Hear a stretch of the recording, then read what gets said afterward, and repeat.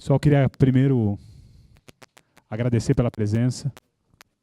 Ótimo tê-los aqui, uma série de amigos aqui, clientes, parceiros, enfim. É sempre um prazer fazer um café com conteúdo. Essa aqui é a nossa 11ª edição do Café com Conteúdo e a gente está fazendo uma experiência nova aqui. Café com Conteúdo, como histórico do escritório, a gente sempre trouxe convidados externos. E essa é a primeira vez que a gente não traz convidados externos e resolveu fazer um tema exclusivamente com os sócios da casa. E por quê?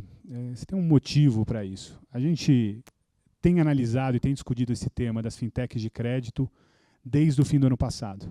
Então, até teve um café com conteúdo, alguns de vocês participaram, no fim do ano passado, sobre a consulta pública do Bacen relacionado à SCD e à CEP. Veio aqui na oportunidade o Fábio Carneiro, que é o superintendente do Bacen, para discutir a audiência pública. Posteriormente, a gente trabalhou na parte da audiência pública em si, a gente fez uma avaliação completa de todas as manifestações.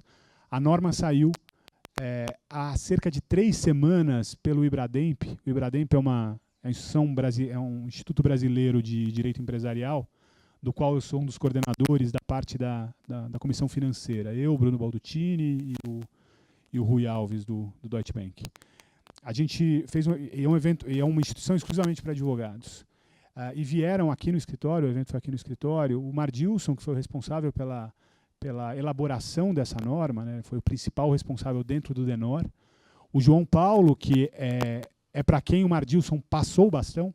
Então, basicamente, ele fez a norma e agora alguém vai aplicar essa norma. E é o DEORF que vai autorizar as instituições financeiras, as novas instituições financeiras de crédito a funcionar no país. Veio o Yong, que é o responsável aqui de São Paulo. Então, essa é uma informação que a gente não tinha também. E, basicamente, eles vão regionalizar a aprovação dessas instituições financeiras.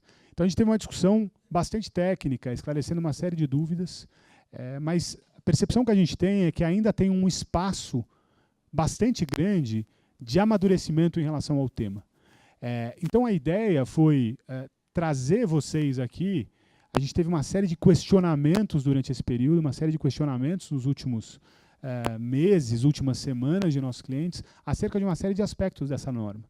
Então, o que a gente resolveu fazer é vamos trazer esses aspectos para que a gente desenvolva junto e dê passos juntos no amadurecimento em relação ao que é se tornar uma SCD, ao que é se tornar uma CEP.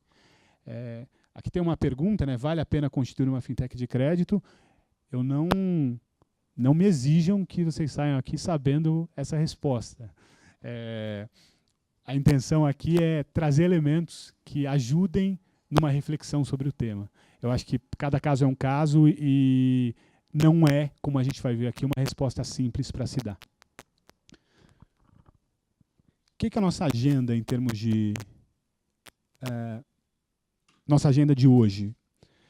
Primeiro eu quero trazer as características gerais de SCD e da CEP. Eu acho que alguns de vocês já têm isso relativamente claro, outros não.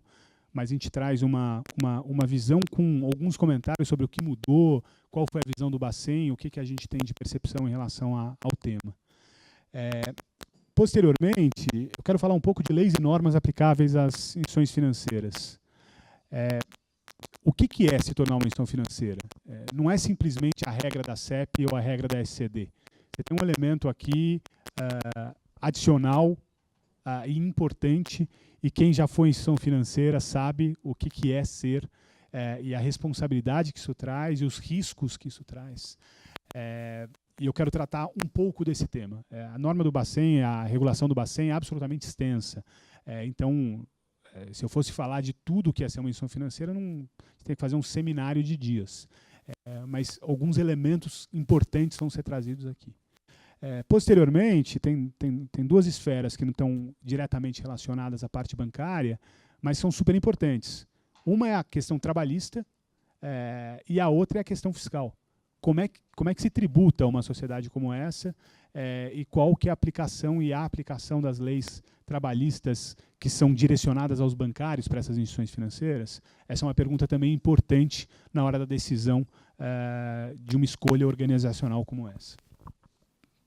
Começando com a Sociedade de Crédito Direto, né? Qual que é o objetivo dela?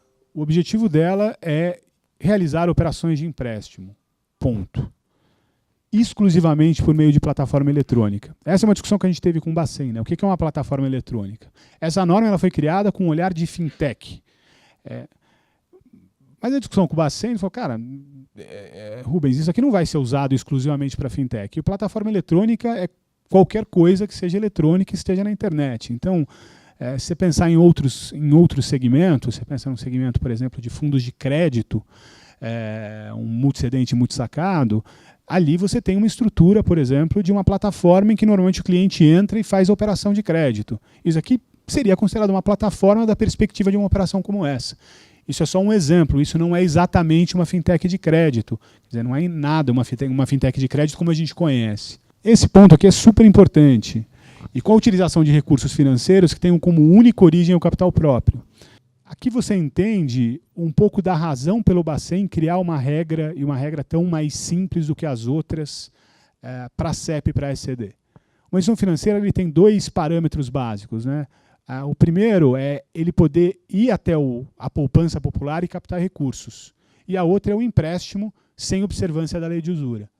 A SCD e a CEP, ele só tem um pedaço disso, que é basicamente a concessão de empréstimo sem observância da lei de usura. O outro lado, a captação de recursos para emprestar, isso não é permitido. Então você não tem ferramentas para captação como letras, como CDB, RDB. A SCD ela não pode captar de nenhuma forma, exceto via ações. Aí alguém vai me perguntar, ela pode ceder, ela pode fazer operações de securitização? Pode, mas todas as operações que a gente conhece, que olham a SCD e a SCD como alternativa, já fazem isso e já acessam o mercado dessa forma. Então, neste ponto, não há uma mudança efetivamente. Agora, você tem outros serviços permitidos aqui. Uma é a análise de crédito para terceiros, a cobrança de crédito para terceiros, a distribuição de seguros relacionados com as operações realizadas e a emissão de moeda eletrônica. Tem um ponto ali inicial que eu achei importante, que veio, que não estava na consulta pública e está agora, que é a questão da aquisição de direitos creditórios. O que foi a nossa reflexão sobre o tema, né? Eventualmente, você vai ter uma SCD que origine o crédito, ceda para uma securitizadora ou para um FDIC, e daí você tem um problema nesse crédito, ela quer recomprar esse crédito para fazer a cobrança dentro da própria SCD. Talvez seja isso que o Bacen pensou.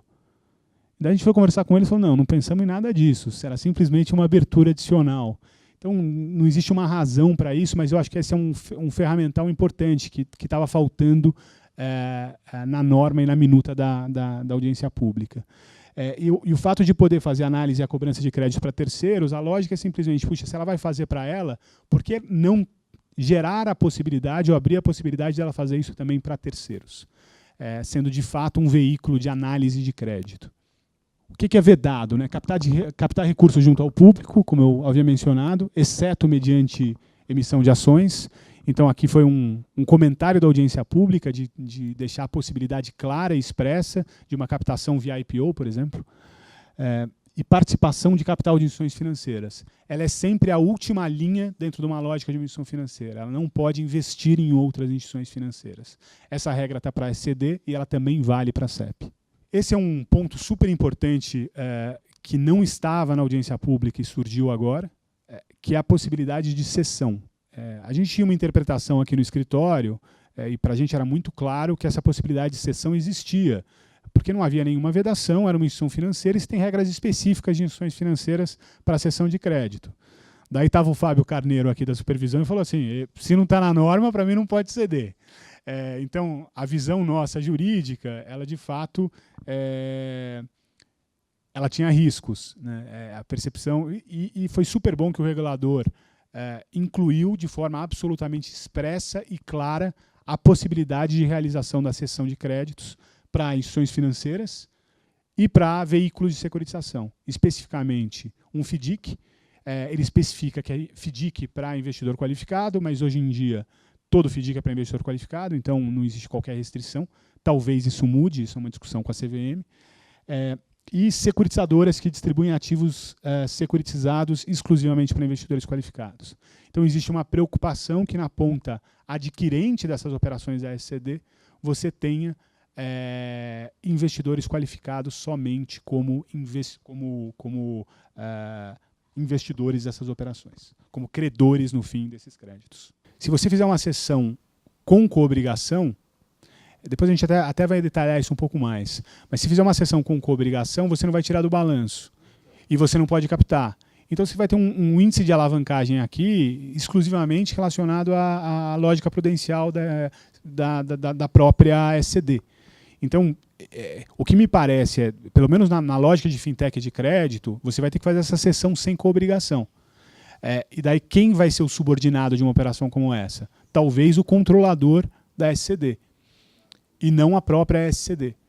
Então, o caminho para se estruturar essa operação é essa. Daí tem discussões fiscais relacionadas a isso. Pois, o que pode ser caracterizado como uma distribuição disfarçada de lucros? De que forma que eu mantenho uma parte dessa rentabilidade? Tem questões mais sutis aí nessa discussão, mas é super importante. Então, você tem uma discussão aí de conglomerado, né? Se você vai incluir no conglomerado prudencial, no conglomerado financeiro, se você tiver um controle comum do fundo e da SCD. Essa é uma bela discussão, Bosco. A norma, quando você vai ler a norma, eu não consigo interpretar que você teria que fazer essa consolidação. Mas eu sei que há auditores que exigem essa consolidação. Eu já passei por isso numa discussão específica. Não sei exatamente qual é a visão do Banco Central e como é que o Banco Central vai interpretar essa questão. Agora, se houver essa consolidação, você elimina, da perspectiva da fintech de crédito, uma possibilidade, o interesse no produto de uma forma possivelmente significativa. Porque você precisa ceder para conseguir alavancar e para conseguir girar e crescer o negócio. Isso, mas é sem obrigação, mas aí você não está na subordinada, né? E daí você não tem essa rentabilidade, você vai ter que ter a rentabilidade na venda do ativo, o que é, enfim, pelo menos nas estruturas hoje, para captação de recursos via securitização, você cede normalmente pelo valor descontando pelo valor do próprio contrato. Normalmente é assim que tem sido feito. Aqui só entrando num exemplo prático, né, o que seria um exemplo de operação? Né? O tomador acessa a plataforma eletrônica da SCD e solicita o crédito desejado. Então tem que ser via plataforma eletrônica. A SCD analisa o crédito do cliente e a operação proposta. SCD e tomador aprovam as condições de crédito e celebram um contrato. Capital próprio da SCD é transferido. Basicamente, você tem esse capital com a SCD. No momento seguinte, ela já transferiria isso para uma instituição financeira, para um FDIC ou para uma securitizadora. Normalmente um FDIC e uma securitizadora. E muito bem, o cessionário paga pela cessão do crédito e recompõe o capital da SCD. Com isso, você consegue utilizar a SCD de forma contínua, sem uma preocupação com o patrimônio de referência e com os limites de Basileia da possibilidade de empréstimo. Aquela história de securitizadora é um pepino. É um pepino. O olhar é super objetivo. Securitizadora você tem três: agronegócio, imobiliária e financeira. A outra é uma criação de mercado, com riscos por conta disso, por conta dessa realidade, riscos fiscais especialmente. Agora, a SCD, como vocês viram, é uma estrutura relativamente simples. A CEP ela tem algumas complicações adicionais. O que é o olhar da CEP? Né? Qual que é o ponto principal? A CEP ela é a lógica do peer-to-peer. Então você vai você vai juntar duas pontas. Alguém que quer emprestar com alguém que quer obter algum tipo de crédito. E a CEP, como instituição, ela serve simplesmente como intermediário, como alguém que conecta esses dois lados. Mas ela não corre o risco dessa operação. Ela não pode correr o risco dessa operação. Então, a descrição da norma é muito nesse sentido. Então, a realização é de uma intermediação financeira. Empréstimo e financiamento. Então, os recursos financeiros coletados são necessariamente direcionados a devedores. E essa negociação tem que ser feita exclusivamente em plataforma eletrônica. Tem outros serviços que são basicamente iguais ao que os outros serviços da SCD, que é análise de crédito, cobrança de crédito para terceiros, para os clientes e para terceiros, distribuição de seguros e emissão de moeda eletrônica, aqui alguns detalhes, né, e aqui com mudanças importantes. Quem pode emprestar? Pessoas naturais e jurídicos não financeiras. Você tem uma exceção, que é a securitizadora, que a gente vai falar. Isso é quem pode emprestar. Instituições financeiras também podem emprestar, então elas podem estar na ponta de credor da CEP. FDICs, cujas cotas sejam destinadas exclusivamente a investidores qualificados. E securitizadoras, que distribuam as suas debêntures exclusivamente para investidores qualificados também. Não tem uma abertura aqui para que você tenha, por exemplo, um fundo de renda fixa, crédito privado para investidor profissional que compra 100% dessa operação. Não existe essa abertura na norma. E quem pode tomar o empréstimo? Pessoas no Brasil, naturais ou jurídicas. O que eu desenho aqui, Leandro, depois a gente vai entrar nessa questão de forma específica, né? Mas a ideia original puxa, tem uma pessoa lá que quer emprestar e tem lá outra pessoa que quer captar. Só que essa estrutura, especialmente fora do Brasil, ela já mudou para uma outra lógica. E o Bacen já está olhando para essa nova estrutura, que é basicamente, você vai montar um FDIC numa ponta, e esse FDIC vai comprar todas as operações da CEP. Então, e o FDIC faz a captação no mercado. Todas as operações originadas pela CEP são adquiridas por um único veículo de securitização.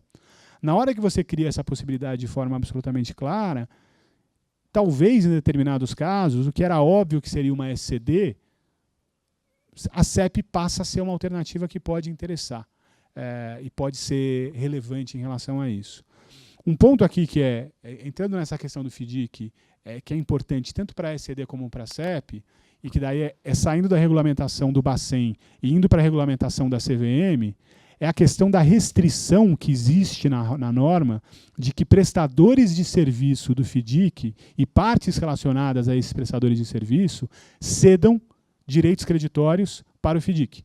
Você tem uma vedação na norma a isso. Então, só pegando um exemplo, você tem uma gestora de crédito ou uma consultora de crédito de um determinado FDIC.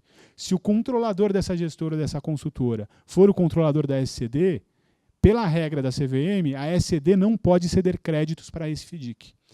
Então, esta restrição tem que estar absolutamente clara nesse olhar. Ela vale tanto para a CEP como, obviamente, para um FDIC da SCD. Cotista sub não tem nenhuma relevância nessa questão. A questão é prestador de serviço. Então, a consultora ela não pode ceder crédito, ou a gestora ela não pode ceder créditos para o FDIC. As partes relacionadas delas também não.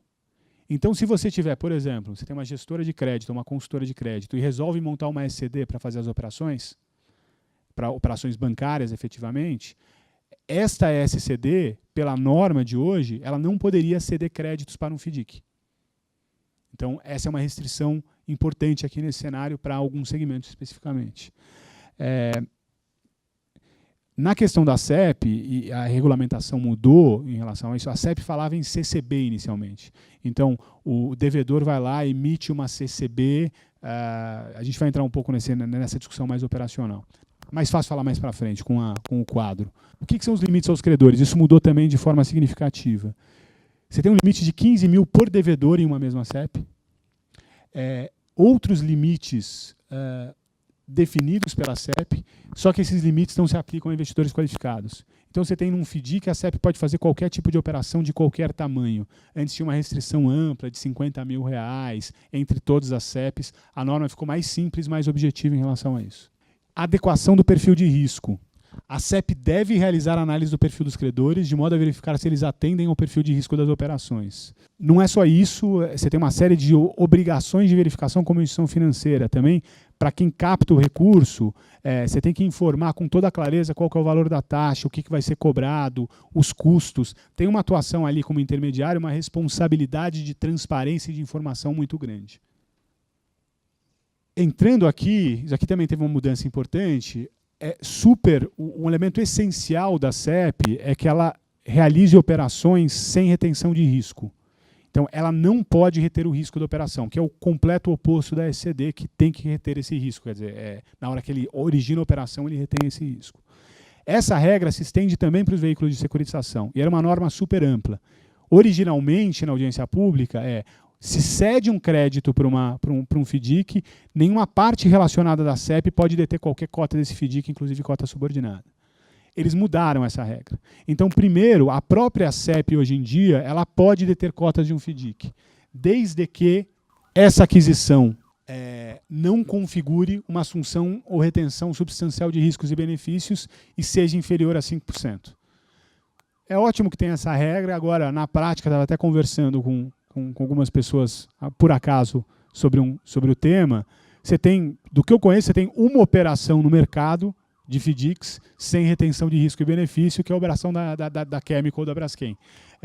Então, é muito difícil se fazer uma operação sem retenção de risco e benefício, tendo uma participação numa subordinada das cotas. Agora, no entanto, e esse ponto é super relevante aqui, não há mais uma vedação a que esse risco seja mantido pelo controlador da CEP. Então, isso também mudou por conta das manifestações de audiência pública. Então, igualmente a SCD, em que você eventualmente pode ter um controlador que tem uma participação que controla a CEP e é o subordinado do FDIC, isso também hoje é permitido pela regulamentação do Bacen. Essa é uma alteração que tornou a CEP de alguma forma viável. Sem essa característica, era um instrumento que pouca gente via qualquer possibilidade de caminhar nessa direção.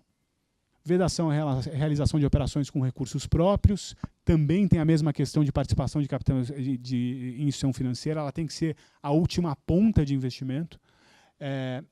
Ela não pode coobrigar-se ou prestar qualquer tipo de garantia nas operações, e ela não pode remunerar, esse é um ponto que eu não entendi porque não foi alterado, ela não pode remunerar ou utilizar em seu benefício os recursos relativos a operações de empréstimo e financiamento. Quer dizer, tem um trânsito dos recursos pela própria CEP. E, em tese, ela não pode fazer nada com esse recurso, não pode investir em título público, ela tem que ficar com esse recurso em conta corrente, não tem nenhuma abertura para qualquer tipo de investimento. Achei um pouco exagerado, né? A gente pensa nas instituições de pagamento, tem uma regra clara para as instituições de pagamento de que você pode investir em título público, né? E ter a rentabilidade de título público quando esses recursos estão em trânsito. Me parece que a mesma lógica poderia ser aplicada aqui para a CEP. Então, só entrando aqui num exemplo, como é que funciona? Você tem a CEP, que é uma plataforma eletrônica, né? O tomador cadastra a operação desejada nessa plataforma. A CEP tem que realizar uma análise do risco da operação e aprovar essa operação na plataforma. Existe uma obrigação nesse sentido, ela não pode se isentar dessa responsabilidade. Daí, na outra ponta, você tem uma pessoa física, que é aquele modelo original que eu mencionei, uma instituição financeira, um FDIC e uma securitizadora. Eventualmente, só tem um FDIC numa ponta da CEP. Esses poupadores acessam a plataforma e aceitam as condições de operação proposta pelo tomador. Neste momento, a ordem tem que ser exatamente essa. O credor disponibiliza os recursos à CEP. O tomador emite uma ou mais CCBs à CEP.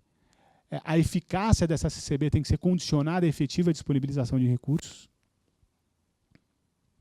E a CEP endossa a CCB ao credor. Por fim, a CEP disponibiliza os recursos ao tomador. Aqui tinha um prazo de um dia útil, aumentaram o prazo de formalização dessa operação como um todo a 5 dias úteis, porque, enfim, o prazo de um dia útil era absolutamente impossível de se fazer a conciliação dessa operação como um todo. Aqui a gente colocou um exemplo de uma CCB, como eu mencionei para vocês. A CCB estava prevista de forma expressa na norma inicialmente, só que eles tiraram essa menção à CCB. Então, isso aqui poderia ser um contrato, por exemplo, também. Ou poderia ser, o que na nossa cabeça poderia funcionar muito bem, algum instrumento financeiro ativo vinculado, em que você teria uma vinculação direta ao crédito que está sendo concedido. Por quê? Se fizesse dessa forma, por exemplo, a restrição de cessão de crédito do FDIC, né, de prestadores de serviço, não se aplicaria. A CEP poderia investir diretamente nesse instrumento bancário. Essa questão da operacionalização da CEP, como é que ela vai funcionar, se vai ser de fato uma CCB, se vai existir outros instrumentos para isso, esse é um elemento ainda nebuloso, não está absolutamente claro sobre como essa operacionalização vai ser feita. Na conversa que a gente teve aqui, eles olham para a CCB como um elemento para fazer essa operação. Então, embora eles tenham mudado a norma, porque a norma original falava em CCB, hoje eles falam uma operação vinculada, um instrumento, eles mencionam de uma forma muito mais genérica. Então, a gente só ampliou a descrição para manter uma possibilidade do mercado caminhar em outra direção, se for o caso. Mas a CCB é expressamente admitida, quer dizer, não é expressamente, mas é claramente admitida, e existe um olhar do Bacen de que a CCB seria um instrumento claro e óbvio para a realização dessa operação. Você tem a regra, porque você pode ter, por exemplo, uma emissão de várias CCBs por um mesmo devedor, e daí várias pessoas compram aquele crédito. Você poderia ter uma situação como essa. Neste caso, a norma diz com toda clareza que você tem que dividir de forma proporcional os recursos recebidos. Daí como é que você faz uma ação judicial? Como é que você vai cobrar isso do devedor? É tudo questões que devem ser resolvidas e devem ser discutidas. Isso vai ser para uma esfera... vai ter um procedimento... Quem vai conduzir esse procedimento judicial? Porque isso aqui é um crédito de terceiro. A CEP tem autorização, como a gente viu na norma, para fazer a cobrança em nome de terceiros. Agora, ela vai fazer isso vai fazer sentido da perspectiva de custo, né? Como é que ela recebe a CEP? Qual que é a remuneração dela? Esse é um ponto importante. Ela pode cobrar uma comissão nessa operação. E é isso. Em tese, a rentabilidade dela está vinculada a essa comissão ou, possivelmente, a uma subordinada do que o controlador vai ter do veículo de securitização. Mas, enfim, são questões importantes. Requisitos comuns às duas sociedades. Elas devem ser sociedades anônimas. Isso aqui, na verdade, é um requisito da 4595. E um capital social integralizado e patrimônio líquido mínimo de R$1 milhão. O que, da perspectiva do Bacen, eles vindo aqui, falou, isso aqui é a maior pichincha da história do Bacen, só R$1 milhão para montar uma instituição financeira. Participação no grupo de controle. Essa é uma novidade que, enfim, foi vista com bons olhos. Permissão de que fundos de investimento possam participar do grupo de controle da SCD e da CEP. Só que esses fundos de investimento não podem participar de forma isolada, eles não podem ser os únicos controladores. Eles têm que estar vinculados ao grupo de pessoas ou a pessoas específicas também. Eventualmente, na participação desses fundos, o Bacen pode, inclusive, exigir um acordo de investimentos, um acordo de cotista, um acordo de acionistas que seja claro na formação desse grupo de controle. E um ponto que não muda, até porque o Bacen não pode mudar, é a questão da necessidade. A gente sabe que no ambiente de tecnologia, no ambiente de startups e de fintechs, o investimento estrangeiro é uma regra, é uma característica presente de uma forma absolutamente grande. E daí a pergunta puxa, mas eu continuo dependendo de uma autorização, de um decreto presidencial para ter a autorização desse investimento estrangeiro? E a resposta é sim, se continua tendo essa obrigação pela redação atual. É uma previsão constitucional. O que se imagina, e que o Bacen também trouxe isso, esse é um assunto que vem sendo discutido há algum tempo, é algum decreto guarda-chuva, em que se permita, de forma geral e ampla, investimentos estrangeiros, observado determinados parâmetros numa SCD e numa CEP. Não sei se isso vai valer para outras instituições financeiras também, mas essa é uma discussão que está em curso e que, enfim, mas ainda não está concluída. Os R$15 mil, ele está vinculado a quem está emprestando esse dinheiro, se ele não é um investidor qualificado. Não é o quanto a parte pode pegar emprestada. Então esse é o primeiro ponto. Ele pode pegar um empréstimo maior do que esse. Só que quem vai emprestar tem uma limitação de R$15 mil. Se não for qualificado.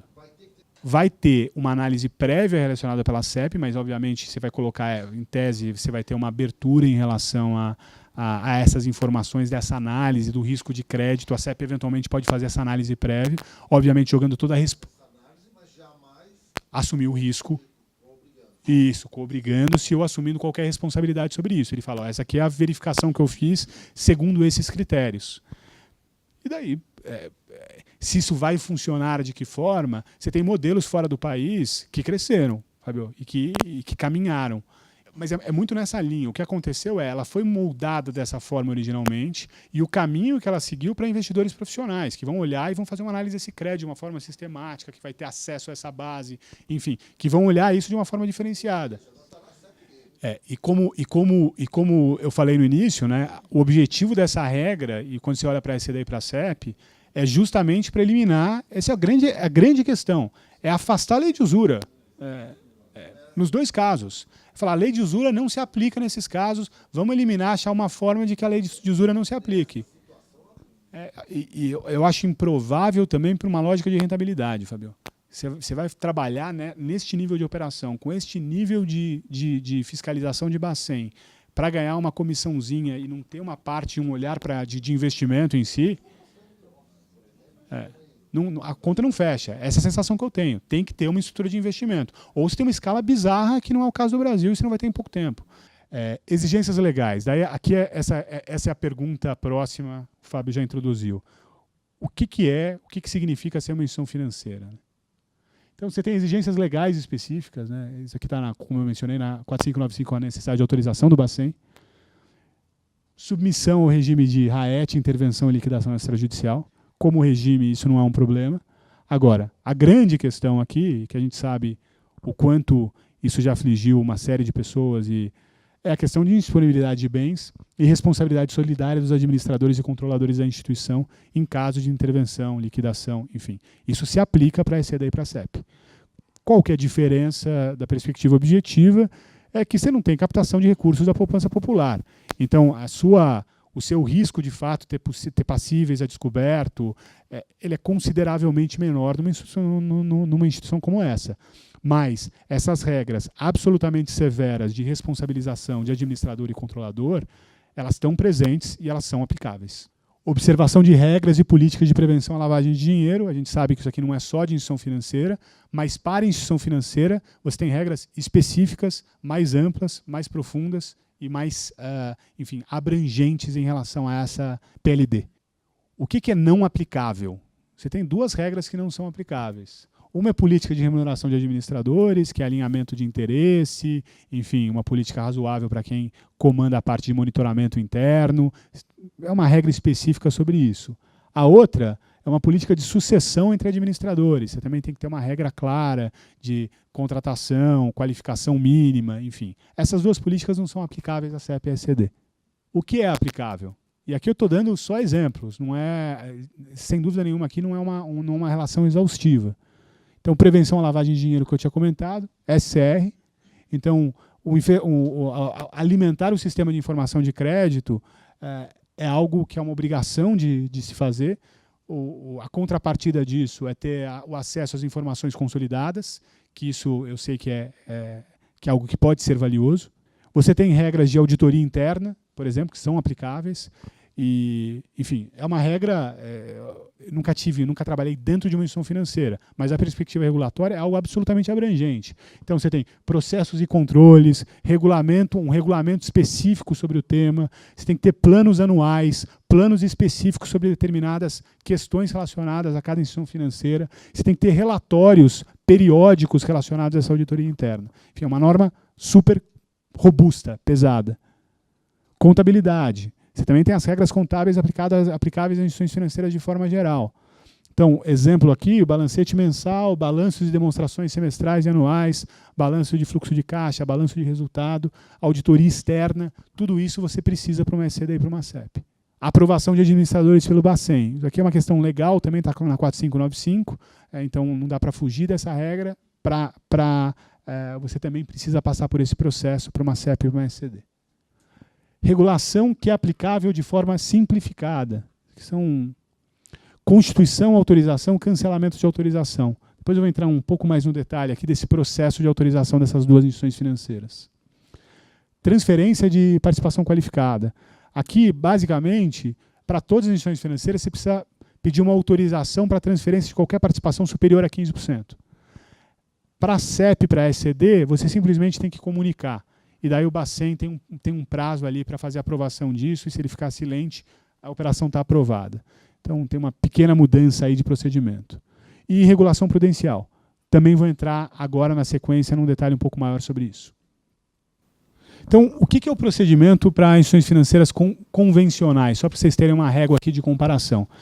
Se faz primeiro uma apresentação para o Bacen de uma minuta de declaração de propósito, um sumário executivo de um plano de negócios e uma série de outros documentos que comprovem a experiência de quem quer, do plano de negócios e da experiência de quem quer entrar e quem quer abrir uma instituição financeira.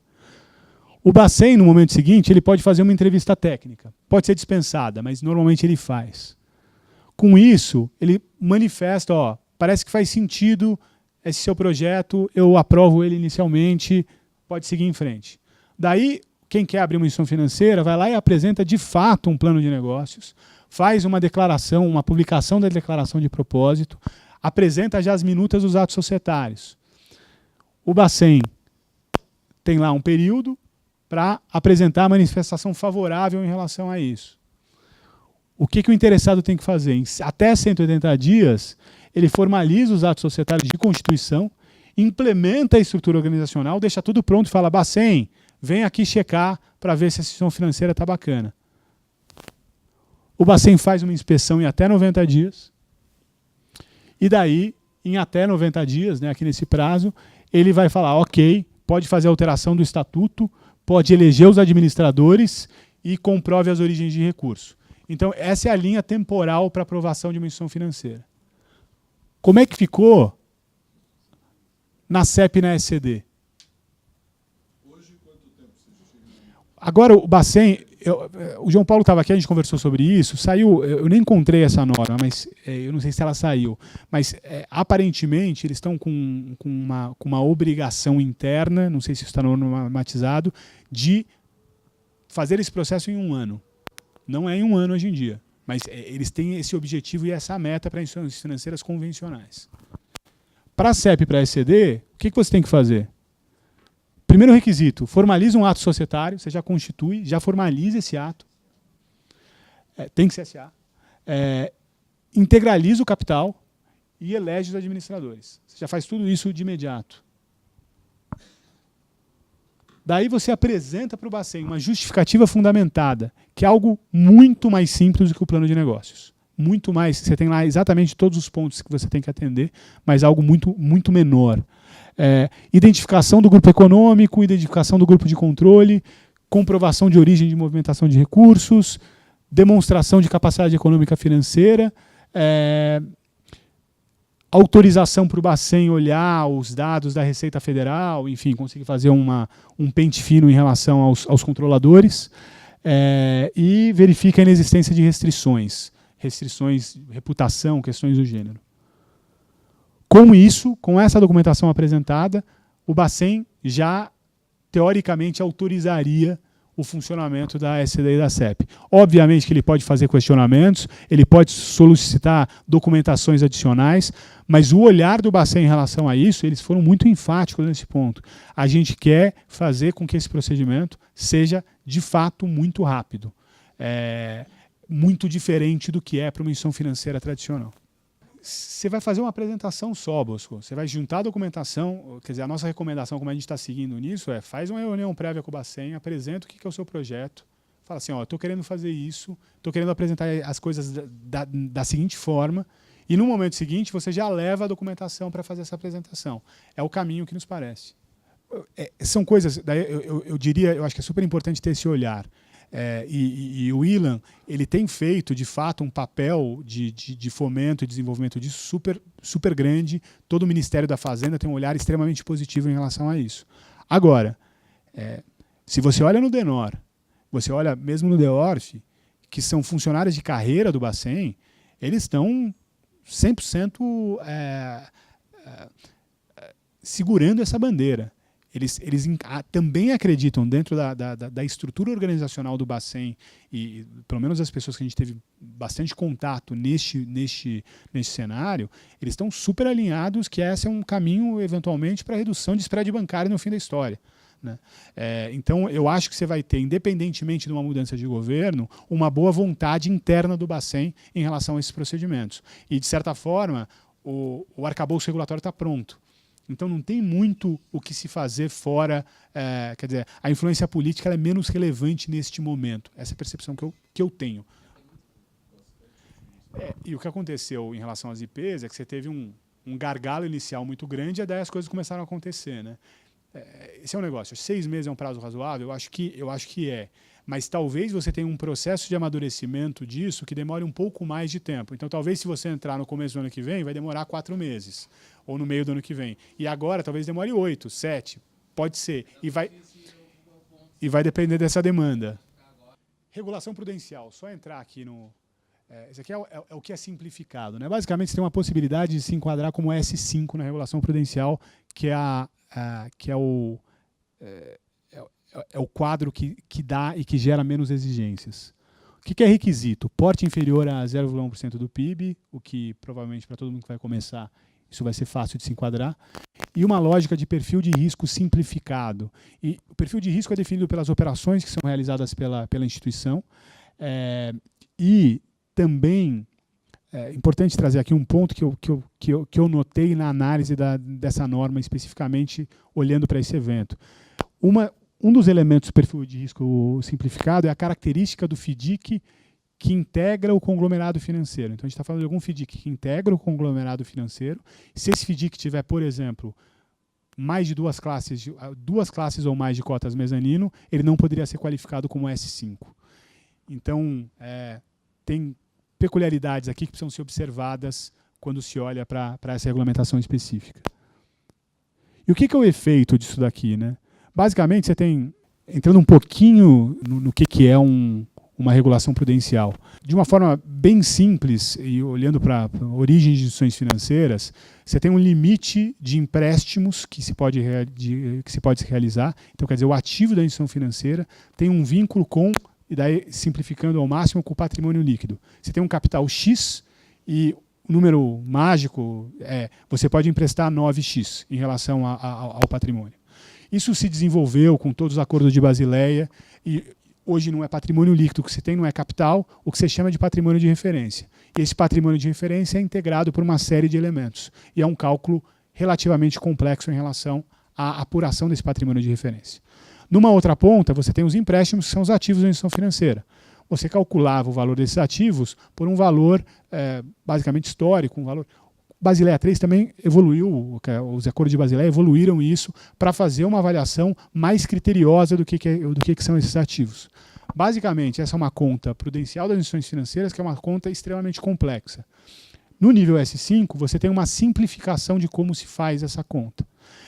O RWA é o elemento do cálculo do ativo das instituições financeiras. Então, você tem uma conta simplificada do RWA e uma conta simplificada do patrimônio de referência.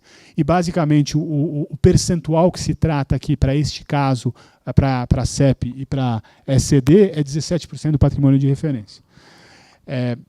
Então, você tem que ter 17% de patrimônio de referência em relação ao capital e os ativos que você tem emprestados efetivamente.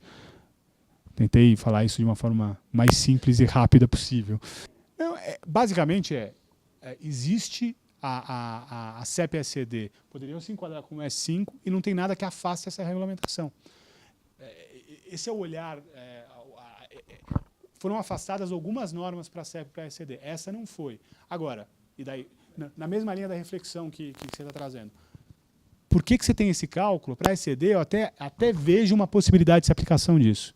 Para a CEP, para que serve um patrimônio de referência? Não, isso, faz um sentido. E o efeito é uma estrutura simplificada de gerenciamento de risco operacional e de crédito. É uma estrutura simplificada, mas é uma estrutura real, verdadeira, de gerenciamento de risco operacional e de crédito. Enfim, é uma norma, é uma possibilidade mais simples de regulação prudencial, mas ainda assim uma regulação prudencial. Entrando aqui rapidamente na questão de aspectos trabalhistas, esse é um aspecto que merece uma reflexão exclusivamente. Você tem o que é ser um bancário, né? Você tem uma jornada de 6 horas e você está submetido a isso. Essa jornada de 6 horas ela está prevista na CLT e você está prevista as discussões e as decisões do sindicato e das convenções coletivas que sejam estabelecidas. Agora, qual que é o conceito de uma instituição bancária, né? Você tem o bancário e tem o financiário, que são questões distintas. E a própria instituição financeira, a próprio Bacen, quando ele faz essa definição, ele diz que as instituições não bancárias são aquelas que não são autorizadas a captar depósito à vista. Então, essa é a diferenciação que ele traz, o Bacen, e que não adotam a expressão banco na denominação. Então, se não é banco, não adota a denominação banco e não faz depósito à vista, não é banco. Aí vai ser financeira, vai ser instituições financeiras assemelhadas, vai ser uma CEP, vai ser uma SCD. Agora, qual que é a jurisprudência em relação a isso? Esse é o ponto. Existe um olhar na 4595 de captação, intermediação e empréstimo, e você tem uma súmula do TST que diz o seguinte: As empresas de crédito, financiamento ou investimento, as financeiras, também denominadas financeiras, equiparam-se aos estabelecimentos bancários para efeito de 224 da CLT. Então, por mais que uma financeira não seja uma instituição bancária, ela é considerada para fins da aplicação do 224. E o que vai ser da CEP e da SCD? Você tem argumentos para defender que a legislação trabalhista não se aplicaria. Por quê? Porque uma perna de uma característica essencial de uma instituição financeira, que é a captação de recursos da poupança popular, ela não se aplica para a CEP e para a SCD. Então, ela é uma instituição financeira capenga. Ela está regulada pelo Bacen, mas ela tem uma característica ali que não se aplica. Agora, você tem que explicar isso para o juiz trabalhista. Eu tenho casos aqui, que a gente teve conhecimento de um caso específico, a gente não tem a área trabalhista interna, mas tivemos uma discussão importante sobre isso, de uma consultora, gestora de crédito, que perdeu uma ação judicial em primeira instância na esfera do trabalho, relacionada neste enquadramento do funcionário dela como um funcionário bancário.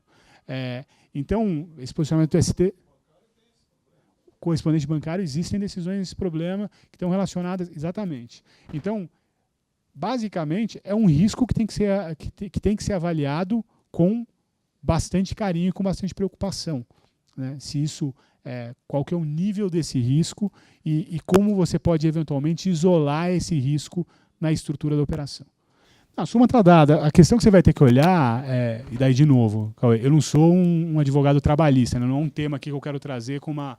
É muito mais uma atenção à dúvida. O que você tem que olhar, de certa forma, é a exegese dessas decisões para entender qual foi a motivação de também inclusão da financeira como a instituição financeira e como logo submetida a essa regra e verificar se tem argumentos para diferenciar. Eventualmente, a questão da captação de recursos seja um elemento. Não sei. Mas eu acho que o risco é significativo. Essa sensação, o meu cheiro inicial é que existe uma possibilidade de enquadramento, sim.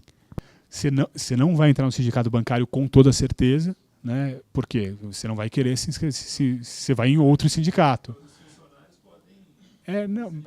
Mas é uma direção, tem que ser ainda aquela lógica dos dois sindicatos que tem que, pela minha lembrança de aulas de direito trabalhista, né? Eles têm que estar relacionados, né? Ou a patronal e o outro é o... então você vai escolher e você provavelmente vai para as fintechs, para esse sindicato se existir, para um sindicato que não seja de bancários. Até porque, se você não for sindicato de bancário, embora você esteja submetido ao 224, você não está submetido às convenções coletivas, porque você não é parte. Então, existe aí você pode não estar submetido, né? Existe um ponto favorável a você não estar no sindicato dos bancários. Agora eu vou passar a palavra para o Matheus para falar um pouco dos aspectos tributários. Bom dia, gente. Bom, eu fiquei com a tarefa fácil de falar de um tema novo de tributário. Se eu fosse falar de loja de sapato aqui, eu já precisaria de mais tempo do que eu vou ter, mas eu vou fazer o seguinte, a gente vai estar aqui depois do final para a gente conversar. E para ganhar tempo, para poupar tempo para as perguntas, eu vou tentar passar por cima. E talvez o principal aspecto é se a gente pode, para fins fiscais, classificar as novas fintechs como instituição financeira.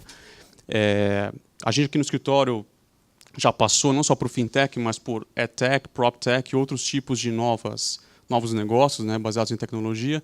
E a parte fiscal sempre tem que correr atrás disso, porque é normal que a legislação fiscal venha depois do mercado e então tem um certo espaço aí de discricionariedade para entender como aquilo vai ser afetado, né? E mesmo que a gente ainda siga uma linha, sem querer assustar todo mundo aqui, mas a gente sabe que no Brasil até o passado é incerto, né? Então daqui a um tempo o judiciário vai e diz que não era bem aquilo, o trabalhista fala que caracteriza de uma forma ou de outra. Mas basicamente, quando a gente tenta entender se as novas fintechs vão ser instituição financeira, a gente está pensando em os regimes que são obrigatórios para essa categoria de atividade, né?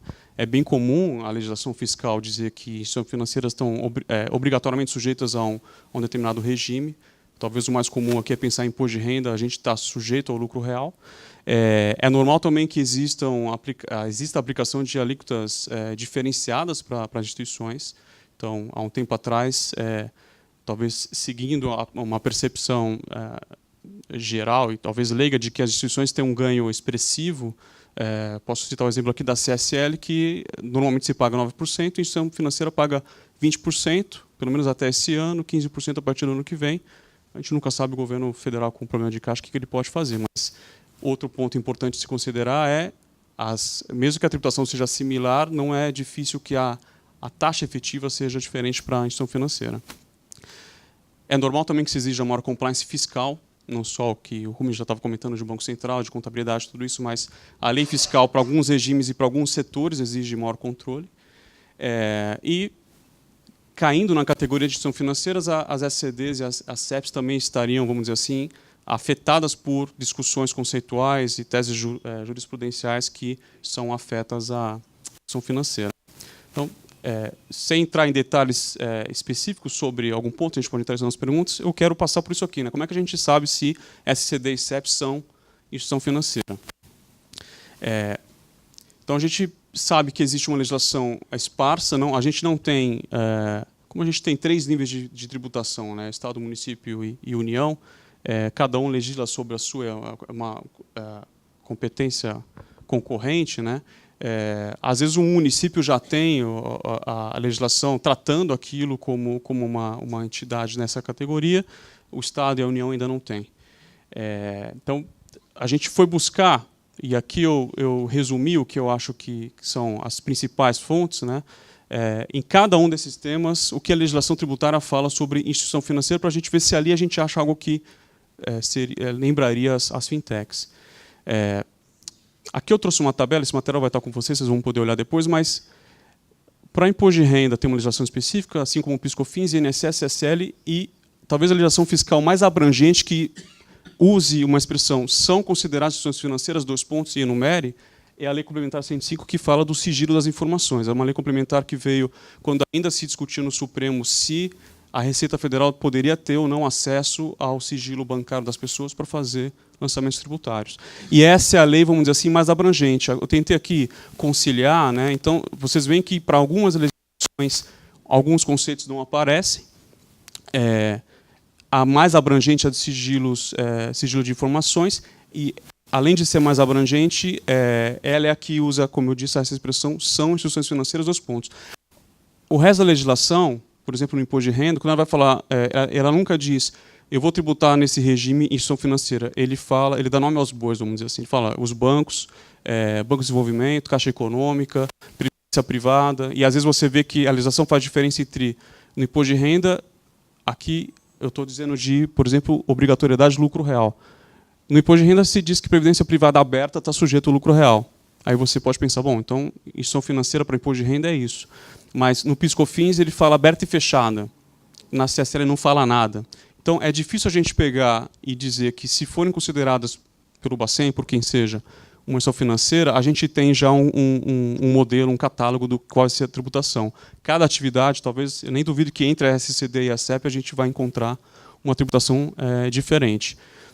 Esse quadro aqui nos mostra que a SCD e a CEP não estão, a princípio, enquadradas explicitamente em nenhum desses itens aqui, exceto na legislação de sigilo de informações, que o último item é como se fosse uma cláusula residual que fala outras entidades assim consideradas pelo Conselho Monetário Nacional.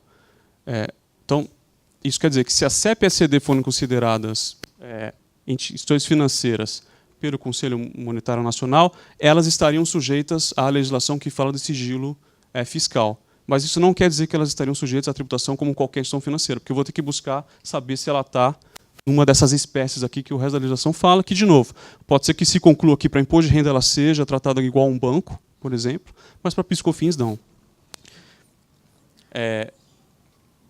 No ISS, e aqui eu quis trazer alguns exemplos para dizer para vocês, o ISS, como é um tributo municipal, e a gente tem mais de 5.500 municípios no Brasil, a Constituição fala que a competência é municipal, mas os municípios só podem cobrar de acordo com o que uma lei complementar federal estipular. Então, a gente tem balizas nacionais e aí cada município corre atrás e faz a sua legislação. Da Lei Complementar 113, que é a norma federal que fala quem pode pagar ISS ou quem deve pagar ISS, quem pode arrecadar, existe um item na lista, né, uma lista de serviços que estão sujeitos ao imposto. Tem um item que é o 15, que basicamente ele fala de serviços relacionados ao setor bancário ou financeiro. E existem 18 subitens ligados a essa atividade que vão dar, vamos dizer assim, atividades concretas que estariam sujeitas ao imposto. Eu destaquei alguns aqui só para mostrar para vocês que a legislação muitas vezes ela é genérica. E como é que eu sei interpretar isso? O judiciário vai dizer quais são as balizas, e o STF já disse há algum tempo que essa lista ela não é exatamente exaustiva nem exemplificativa. Cabe interpretação, mas que não pode haver analogia. Então, eu não preciso achar o nome SCD, CEP ou Fintech nessa lista para dizer que ela está sujeita a ISS. Se a atividade que ela desempenhar for algo parecido com agenciamento fiduciário, elaboração de qualquer serviço que ela cobre e tenha alguma dessas atividades, um município poderia alcançar. Então, onde a gente chega, né? A gente sabe que a regulamentação via Banco Central trouxe as novas fintechs para o campo das instituições financeiras. O Rubio já comentou que isso traz uma carga de compliance, regulatória e outras questões muito importantes. Na parte fiscal, ainda não temos clareza. Não duvido que em breve a Receita Federal se manifeste. Ela tem dois caminhos para fazer isso, né? Vamos dizer assim, de ofício, voluntariamente. Então, ela solta um normativo, eventualmente ela pode soltar no site dela uma sessão, um esclarecimento. No ano passado, como entrou na moda as criptomoedas, acho que a Receita Federal foi o primeiro órgão federal governamental que disse, olha, criptomoeda, os órgãos regulatórios não sabem se pode, não pode, o que vai ser, mas eu já estou dizendo aqui que tem que tributar. Ele já soltou o catálogo dele de como se tributa uma transação com criptomoeda. Então, nem se duvida que a Receita corra atrás para dizer como é que isso se classificaria. Ainda que ela não faça, qualquer contribuinte que concretamente esteja sujeito à situação pode apresentar a chamada consulta sobre a legislação, e aí sairia uma resposta da Receita, normalmente ela sai em 6 meses, que é pública, então todos ficariam sabendo, e ela é vinculante. Então, se a Receita solta uma solução de consulta dizendo CEP ou SCD vai ter esse tratamento, e a Receita pensando que a Receita Federal ela vai falar de tributos federais, aí todos os fiscais do Brasil estão obrigados a seguir, e se algum contribuinte entender que a consulta está errada, ele vai estar assumindo algum risco de eventualmente ser autuado e ter que discutir aquilo que eventualmente vai parar no judiciário. Mas o resumo geral talvez seja o seguinte: não existe uma definição clara. O que seria favorável à qualificação das SCD e CEPs como instituição financeira são argumentos que estão mais próximos da natureza e da qualificação dela, né? Então, o próprio fato do Banco Central estar dizendo sobre ela já traria elas mais próximo dessa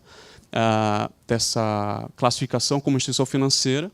E o que isso traria de efeito prático?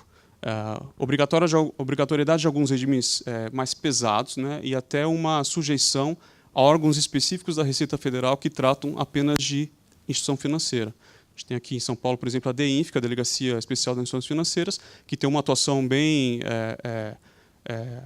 vamos dizer assim, próximo do contribuinte. Eu poderia dizer que é quase como a equipe de elite da Receita Federal, porque como é um setor muito importante, com muita arrecadação, tem ótimos servidores lá e tem uma equipe muito dedicada apenas às instituições. Então, argumentos que trariam as fintechs para isso orbitam, vamos dizer assim, a natureza delas, e talvez a fiscalização sempre poderia usar um princípio que em direito tributário é muito comum, que é o princípio non-olet, né, que significa sem cheiro, né, não cheira nem fede, ou seja, não interessa se você se chama de fintech, se chama de instituição financeira, não interessa como você se classifica e talvez nem interesse como o mercado te olha. Eu, legislador tributário ou agente de fiscalização, eu vou tributar pelo aquilo que você tem. Então, se o fato gerador ocorreu, se você teve renda, e eu entender que isso é uma renda parecida com a renda de um banco, ainda que você não tenha autorização regulatória para funcionar como banco, eu vou te tributar como tal. Os outros argumentos para a configuração como instituição financeira, os contrários, eles vão seguir a literalidade da lei. Porque, de um lado, a fiscalização pode dizer, olha, para mim não interessa se você está usando esse nome, esse crachá de instituição financeira ou não, eu vou pela essência. E se aí, pela essência, ele entender que a SCD ou a CEP estariam fazendo o trabalho de administração financeira, ele assim a tributaria. Mas, do outro lado, a lei fiscal ela tem um princípio da legalidade. Eu só poderia exigir a tributação naqueles termos se tivesse expressamente da legislação fiscal. Então, eu nem duvido que essa categoria de entidades, assim como a CEP e a SCD, seja bem defensável, porque elas não estão sujeitas ao regime fiscal de instituição financeira. Por quê? Porque elas não estão elencadas no rol da lei quando ela fala são instituições financeiras ou vão ser tributadas como tal. Porque os impostos mais importantes, vamos dizer assim, né, imposto de renda, PIS e COFINS, os federais, a legislação é muito clara. Quando ela diz, olha, por exemplo, para PIS e COFINS você tem uma alíquota mais pesada de COFINS para a instituição financeira.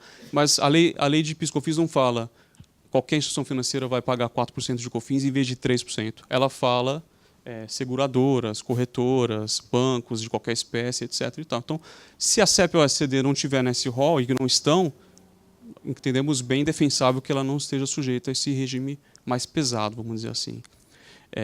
Então, argumentos favoráveis. Pela natureza, o fato de haver regulação em tudo isso, ou seja, ela vai viver regulatoriamente como instituição financeira, mas fiscalmente ela continua fora, ou estaria fora do que seria o regime obrigatório de instituição financeira. E o que significa isso, né? No regime geral, ou seja, para qualquer atividade, eu tenho, na apuração do lucro, por exemplo, opções. O lucro real é a regra geral, ou seja, eu apuro o meu lucro contábil e dele eu vou para o lucro fiscal, que existe uma proximidade, mas eu tenho opções. O exemplo mais abrangente, que talvez 99% das empresas no Brasil opta, é o lucro presumido. Então, as fintechs que a gente está conversando aqui, assumindo que elas não estão naquele rol taxativo da legislação, poderiam fazer opção para o lucro presumido. O que isso significa? Base diferente e alíquotas diferentes. Isso também significa que elas, já sabemos, como o Rubens disse, que para fins regulatórios ela está obrigada a uma contabilidade mais detalhada, um plano de contas específico, mas para fins fiscais ela nem precisaria apresentar para a Receita Federal um balanço completo. Ela pode seguir um balanço específico e no lucro presumido até fazer regime de caixa. Se não fosse assim e entendesse que elas são instituições, aí elas estariam obrigadas ao lucro real.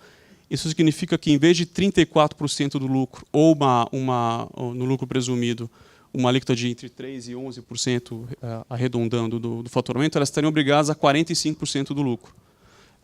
Também teriam um adicional de 2,5% no INSS, normalmente a 20% elas pagariam mais INSS. Teriam a imposição de uma contabilidade mais rigorosa, com maior controle. Provavelmente estariam sujeitos a maior responsabilidade sobre retenções, porque a legislação pode atribuir para um terceiro a responsabilidade para fazer a retenção, e normalmente a instituição financeira aparece ali. Ou seja, ela estaria sujeita a uma carga provavelmente mais pesada e um regime de controle também mais complicado, né? O PIS/COFINS é curioso porque normalmente está todo mundo sujeito à receita, e para as instituições existe a previsão de que, e aí em 2002 criou-se a tal da não cumulatividade, né? Então, ou as pessoas que estão no lucro presumido pagam 3,65 sobre o faturamento, ou vão pagar 9,25 sobre o valor agregado. A instituição financeira nunca esteve na não cumulatividade, mas existe a chamada exclusão da base, e os custos de captação são o principal, entre aspas, créditos que elas podem ter.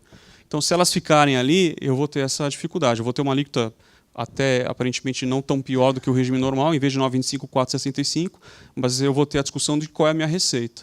Então, a discussão de se é ou não é instituição financeira para fins fiscais traz a reboque alguns pontos, né? Então, por exemplo, aqui no final eu botei teses judiciais das instituições financeiras. Semana passada, acho que foi quarta-feira, o Supremo julgou 3 teses que davam muito interesse para a instituição financeira. E uma delas, 2 na verdade, era se poderia haver um tratamento distinto só porque o contribuinte é a instituição financeira. E aí as instituições estavam atacando dois itens que eu mencionei aqui. A majoração da COFINS de 3% para 4%, que era só para a instituição financeira, e a majoração de INSS de 20% para 22,5%. E o Supremo disse que não tem nada de inconstitucional no legislador ordinário dizer que aquela atividade vai pagar mais imposto. Então, foi uma grande derrota para as instituições, e as fintechs, se enquadradas nessa categoria, vão também estar sujeitas a esse tipo de decisão e sujeita a alguns desafios doutrinários até de qual é a receita de uma fintech, né? Então, a gente tem uma tese há muito tempo no Supremo sobre o que é faturamento. Por incrível que pareça, a gente em 2018 está discutindo isso, né? Mas ano passado, só para a gente lembrar, o Supremo já julgou que no faturamento não se inclui, por exemplo, o ICMS, e isso é um efeito assim, drástico para a arrecadação do governo, talvez até seja um dos catalisadores para uma possível mini-reforma aí de PIS/COFINS. Porque de cara o Supremo tirou 20% da base do PIS/COFINS, e os bancos sempre brigando, não, mas faturamento é venda de mercadoria ou prestação de serviço. Eu não faço isso, a minha receita é uma outra coisa. E Pode parecer uma discussão elementar, mas ela está no Supremo até hoje aguardando o julgamento de um precedente, salvo engano, do Santander. Então, se classificado como instituição financeira, além de estar sujeito a tudo que o Rubens comentou de regulatório, até as questões trabalhistas e sindicato, fiscalmente eu também vou ter que ficar mais atento a alguns detalhes. Cada caso é um caso, vou ter que entender para cada tributo qual é a minha classificação para ISS, etc. Mas eu vou ter que também prestar atenção no que o judiciário diz. E, por curiosidade, eu estava checando, inclusive, na regulamentação de imposto de renda, onde aparece a expressão instituição financeira. O regulamento de imposto de renda tem, acho que mais de 800 ou 900 artigos. Aparece apenas 12 vezes a expressão instituição financeira. E uma delas é a tipificação de um crime. Então, naturalmente, o crime está na lei penal, né, e nem é minha praia aqui, mas o crime de falsidade também pode ser responsabilizado como coparticipante o gerente ou administrador de instituição financeira. Então, vejam que chamar ou não chamar a fintech de instituição financeira, até para a lei criminal, eventualmente, pode significar que os empregados ou os administradores podem estar sujeitos a um tipo penal específico. E aí, assim como no tributário, a legislação penal ela exige essa tipificação. Né? Não adianta eu tentar fazer uma interpretação muito elástica e dizer que mas isso também serve para gerente de fintech. Não, só existe a previsão legal se for um gerente ou um administrador de instituição financeira. Então, talvez fazendo um resumo aqui, não existe ainda na legislação fiscal algo que diga que a fintech seria expressamente instituição financeira.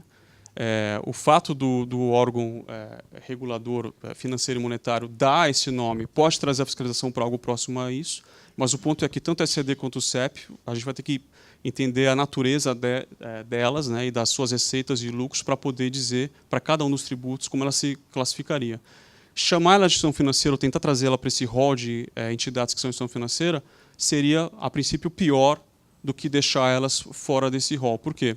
Porque, a princípio, a instituição financeira tem uma compliance fiscal maior, uma alíquota normalmente maior do que as entidades convencionais e tem menos opções de regimes diferenciados.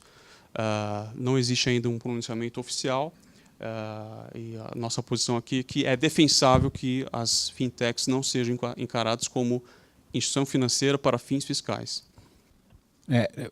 A discussão aqui é simplesmente se ela vai se enquadrar como instituição financeira, daí como banco ou como para determinados regimes fiscais. E a nossa percepção a interpretação melhor da norma é que ela não se enquadra porque não há uma especificidade da identificação da CEP e da SCD.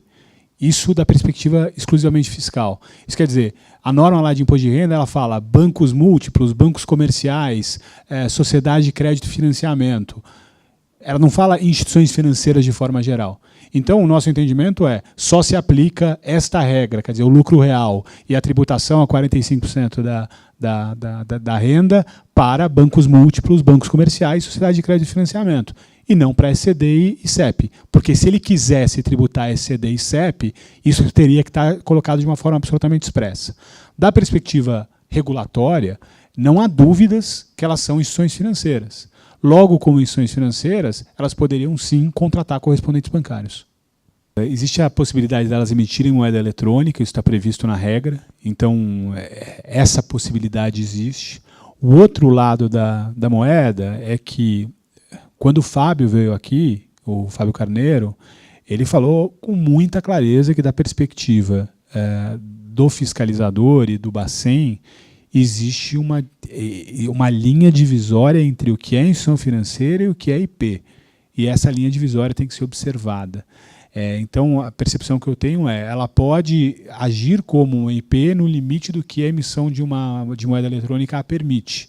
Mas ela não vai poder ser uma SCD-IP e ter todas as características de uma IP. Você não vai conseguir colocar isso dentro de uma mesma sociedade. O que eu trago aqui é a questão prática, né, que a gente vivenciou em relação a isso. Para o evento do Ibrademp, eu tinha convidado exclusivamente o Mardilson para me falar, que é o Denor, é quem fez a norma. E ele resolveu chamar o João Paulo, que é o responsável pela aprovação. E o João Paulo resolveu trazer o Yang, que vai ser o responsável pela aprovação em São Paulo. Então, a sensação que eu tenho, Rafael, é que ali dentro do Bacen, obviamente que eu não estou lá dentro, existe uma preocupação muito grande de existir essa sinergia e existir uma interpretação comum em relação a isso. E essa discussão da plataforma eletrônica, ela existiu com eles três aqui. E a visão que foi apresentada e foi discutida é uma visão bastante abrangente em relação ao tema. Quer dizer, eles não querem que a plataforma eletrônica seja um elemento, tem que ser uma plataforma eletrônica assim ou dessa forma. Não, se você tiver um acesso eletrônico através da internet para fazer a operação, que seja um sistema fechado, por exemplo, isso poderia, aparentemente, do que se discutiu, ser aceito como uma estrutura permitida para uma SCD ou para uma CEP. A sensação que eu tenho é que você tem que ter duas entidades, tanto uma MP como uma SCD, talvez sob o mesmo guarda-chuva. Da perspectiva do FDIC, da operação de securitização, o ponto que eu acho que vale a pena dividir aqui é que existe um diálogo, uma conversa do Bacen com a CVM de como fazer com que o FDIC esteja adequado a esse tipo, a essa nova modalidade de operação. Daria para fazer, você vai ser um multicedente, é isso que vai acontecer. Mas essa é uma discussão que vai existir com a CVM, especialmente no âmbito, a 356, que é a norma do FDIC, ela vai ser reformada agora. Então, provavelmente vai sair a audiência pública no segundo semestre. É muito possível que esse tema venha à tona e que haja uma possibilidade de fazer as adequações que sejam necessárias para que isso seja operacionalizado da melhor forma possível. Senhores, queria agradecer imensamente a presença de todos vocês. A gente fica à disposição. Agradecer a quem ajudou aqui na preparação do material, a equipe de tributário, a equipe de mercado de capitais, e ao pessoal do PVG que está filmando aqui o evento, todo mundo que contribuiu aqui para a organização. Obrigado e é isso aí. Um abraço.